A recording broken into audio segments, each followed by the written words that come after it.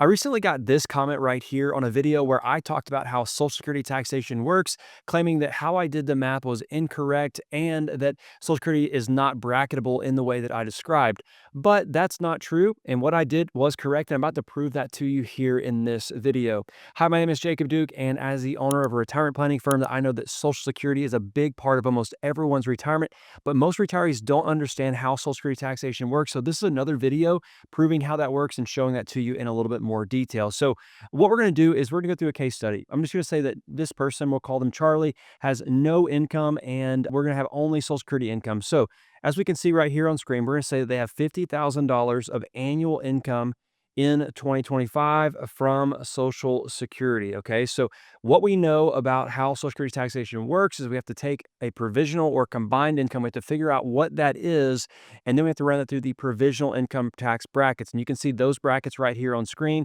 For a single filer, that's the situation we're going to use in this scenario with Charlie. The first 25,000, none of that is going to be taxable to them. For the next 9,000, the range from 25,000 to 34,000, that has 50% of that amount is going to be taxable, and then anything above $34,000, 85% of that amount would be taxable. So let's walk through this. And if you want to watch this in more depth, go ahead and watch that last video. I'll have it linked down in the description below. So we've got to take 1/2 of $50,000, and that is going to equal 25,000. Okay. Remember, no other income. So we only have Social Security income to factor into this calculation.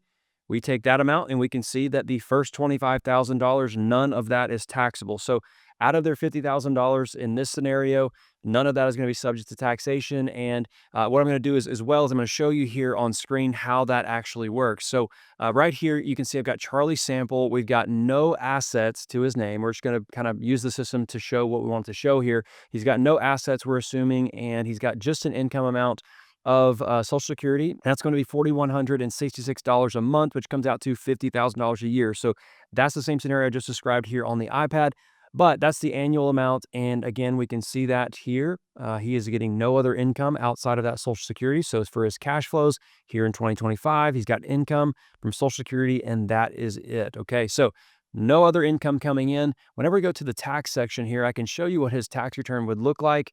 In 2025, his Social Security benefits here on line 6A would be that $49,992, and his taxable amount of that is 0. So that's exactly the same as what we calculated here just a moment ago on the iPad. Now let's change this, and let's go back here and say that he's got $50,000 of Social Security income, okay, in 2025.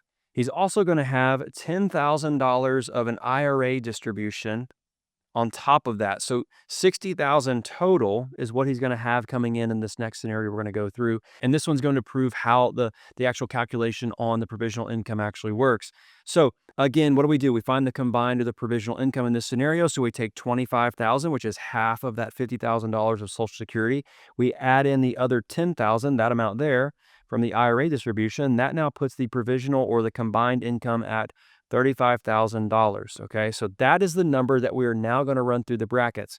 And so what we know is that the first 25,000, again, that's the first one. None of that is subject to taxation. And then we have 10,000 left over. We know that 9,000, the next 9,000 that range from 25,000 to 34, we know that 50% of that 9,000 is subject to taxation. Then we have $1,000 left over. 85% of that amount is subject to taxation. So that means that $850 plus this one here is going to be $4,500. Okay. That is going to be, $5,350. So $5,350, that is how much of the Social Security is subject to taxation. So we take that amount, and now we would have to add back in that $10,000 of other income, puts you at $15,350. That's the total AGI in this new scenario that we're trying to experiment with. So what I'm going to do now is I'm going to go back to this Right Capital software, and I'm going to change this around so that we can make it say what we want it to say. So I'm going to go back to the profile. I'm going to say that we've got an IRA. All right. So this was previously excluded. Now we're going to add it in. All right. So we're going to say this is included in the plan. So we've got 50,000 bucks in an IRA, and I just put that amount in there to show that we can have some income as well. This income is now going to actually be factored in, this $10,000 distribution out of his IRA, because the IRA is being included in the plan. So if we come back over here to retirement, we can see that the cash flow is now going to be reflected be reflecting that. And so now we have the same Social Security amount as before, but now we have that $10,000 distribution. So his income went up by that amount of money. So here's what we got. Let's go back to taxes now. And I want to show you the difference here on this tax return. So we have the same amount of Social Security benefits in this scenario, but now we have a certain amount that's actually subject to taxation, okay? So what did I say?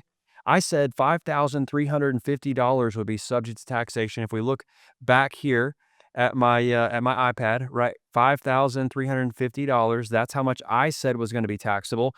And now we can see over here on Right Capital that $5,347 is subject to taxation. And the reason for that is the $8 of difference you can see there on line 6A. That's the difference in my calculation and the software's calculation. So what does that say?